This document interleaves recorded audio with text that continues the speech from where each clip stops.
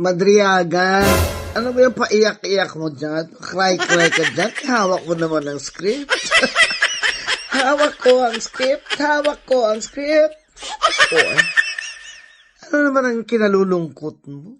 Talagang may award ka talaga siguro, no? May maleta ka rin.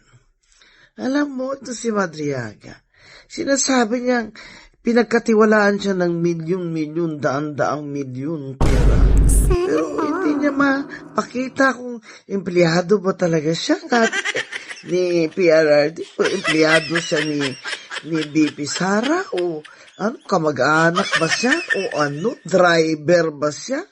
Talagang he has no direct access or connection that he can claim as the basis for the trust and confidence na binigay sa kanya at daang-daang milyong peras.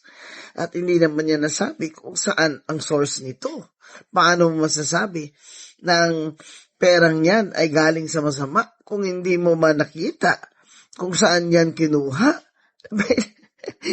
Pambira itong committee ni Congresswoman Luistro. Lahat ba ng affidavit ni Madriaga ay admissible lang? May affidavit na may supplemental pa.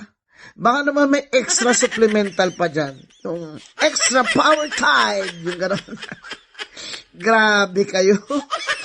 Ang witness nyo ay detainee. Akusado ng kidnapping for ransom. Yan ang star witness nyo. Lahat na sasabihin yan para makawala lang siya dyan sa kulungan.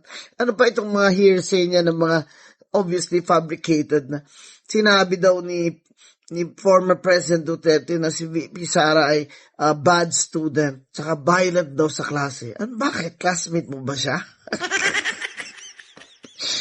Alam mo, kung hindi ka matawa dito kay Madriaga, mababatukan mo to. Hawak mo ang script, Madriaga. Sige, iyak ka pa.